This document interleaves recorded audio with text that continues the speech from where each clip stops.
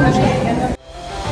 গত 12 বছর ধরে রাজশাহী মেডিকেল কলেজ হাসপাতালে প্রবেশ করতে পারেন না গণমাধ্যম কর্মীরা। সংবাদের খোঁজে হাসপাতাল চত্বরে গেলেই ছুটে আসেন আনসার সদস্যরা। অভিযোগ উঠেছে, বহু বছর ধরে পর্যায়ক্রমে চলা নানা অনিয়ম গোপন রাখতে এমন কৌশল অবলম্বন করছেন হাসপাতাল কর্তৃপক্ষ। আর সিনিয়র সাংবাদিকরা বলছেন, বহুবার তারা এ নিয়ে কথা বলেছেন, কিন্তু ফলাফল শূন্য। হাসপাতালে প্রবেশের প্রতিটি গেটে আছেন নিরাপত্তা কর্মী। সবাই প্রবেশ করলেও গণমাধ্যম কর্মীরা যাতে প্রবেশ না করতে পারে সে বিষয়ে কর্তৃপক্ষের রয়েছে কড়া নির্দেশনা। আর একে অনিয়ম ঢাকার মহাকৌশল বলছে টিআইবি। যখন একজনকে বাধা দেবে কোনো জায়গায় প্রবেশ করতে, তাহলে নিশ্চয়ই কিছু অনিয়ম এবং দুর্নীতি রয়েছে, যেগুলো যাতে বাহিরে প্রকাশ না হয়, তাদের দুর্নীতি যাতে সবাই জানতে না পারে, সে বিষয়টার জন্য এটা হতে পারে। Hire Google TV. Smart living powered by Homey AI.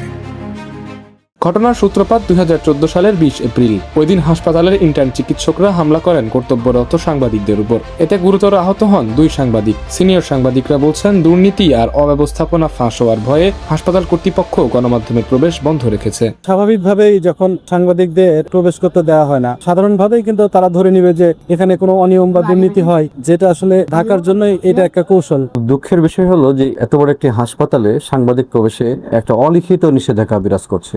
হাসপাতালে বহু রকম সংবাদ উৎস তৈরি হয়, কিন্তু সেই উৎসগুলো খোঁজে যেতে আমাদের নানা রকম ভাবে বাধা সৃষ্টি করা হয়, কখনো আনসার দিয়ে, কখনো পুলিশ দিয়ে, কখনো হাসপাতালের কর্মচারীরাও সাংবাদিকদের নানাভাবে হেনস্থা করার চেষ্টা করে। দীর্ঘদিনের এমন বিধিনিষেধের বিষয়ে জানতে হাসপাতালে প্রবেশের মুখেই বাধা দেয় আনসার সদস্যরা। তাদের ভাষ্যমতে হাসপাতাল কর্তৃপক্ষের নির্দেশ অনুযায়ী সাংবাদিকদের ক্ষেত্রে দায়িত্বরত কাউকে জানিয়েই ভেতরে প্রবেশ করতে হবে। অনুমতি মিললেও সাথে নিতে হবে আনসার সদস্যকে, এবং প্রতিবেদনটি হাসপাতালের জন্য ইতিবাচক নাকি নেতিবাচক হবে সে বিষয়েও আগে থেকে অবগত করার কড়া নির্দেশনা আছে বলে জানান তারা। কে বলছে আপনাকে গণমাধ্যমে প্রবেশ?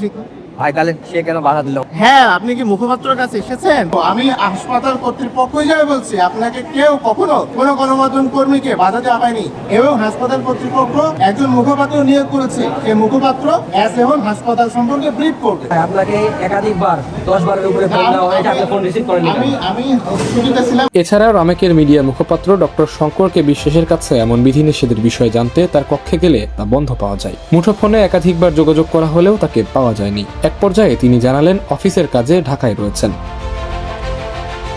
এদিকে 2014 সাল থেকে দীর্ঘ 12 বছর রাজশাহী মেডিকেল কলেজ হাসপাতালে সাংবাদিকদের প্রবেশ বন্ধ রয়েছে। রামেকের মতো একটি জনগুরুত্বপূর্ণ সরকারি প্রতিষ্ঠানকে জিম্মি করে রাখা হয়েছে, যা জনগণের নিকট জবাবদিহিতার আওতায় আনা অতি জরুরি। দিনের পর দিন তারা প্রবেশের বিধিনিষেধ আরোপের মাধ্যমে সাধারণ মানুষকে হয়রানি এবং নানা দুর্নীতি ও লুটপাট করে যাচ্ছে বলে অভিযোগ রয়েছে। অতি দ্রুতই সরকারের সর্বোচ্চ মহলের হস্তক্ষেপের দাবি জানান সাংবাদিক ও সচেতন নাগরিক সমাজের নেতৃবৃন্দ।